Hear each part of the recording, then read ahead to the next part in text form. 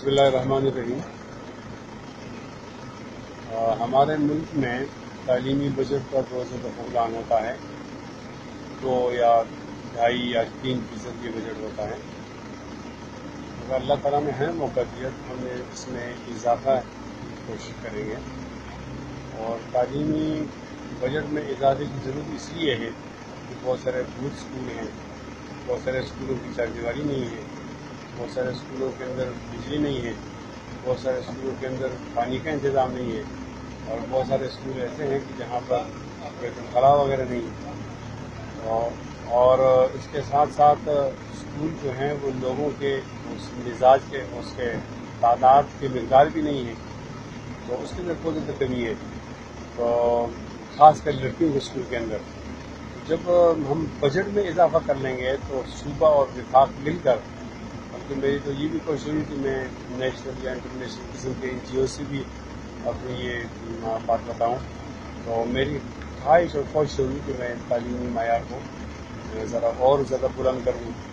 जब मैं MPA था तो हमारे हल्का पीली कस्टम के अंदर बच्चियों के स्कूल और कॉलेजेस नहीं थे, हायर सेकेंडरी की बात कर रहा हूँ। तो वालिदैन यहाँ से हिजरत करते थे और मानसरा अक्षर पढ़ते थे या अहबाब चाहते थे, तो वहाँ बच्चियों को स्कूल में का इंतज़ाम होता। तो मैंने ऐसा किया कि एक हमारे यहाँ एक गोल दायरा है, उस गोल दायरे के अंदर जब मैं MPA नहीं था तो एक गर्ल हायर सेकेंडरी का दफ़ा था।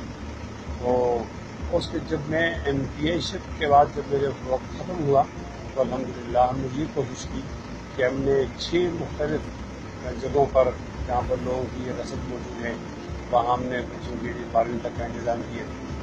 उसमें एक बफा हायर सेकेंडरी गर्ल्स और तरंगी हायर सेकेंडरी गर्ल्स और अफजल आबाद हायर सेकेंडरी फॉर गर्ल्स और इसी तरह बैरकुंड हायर सेकेंडरी फॉर गर्ल्स और डोडियाल हायर सेकेंडरी फॉर गर्ल्स और इसी तरह शिनकारी हायर सेकेंडरी फॉर गर्ल्स। इसके साथ साथ हमने बॉयज़ की तरफ भी ज़्यादा काम किया है, लेकिन ज़्यादा परेशानी गर्ल्स की थी कि हमारे यहाँ कुछ सकाफती मजबूरियाँ होती हैं।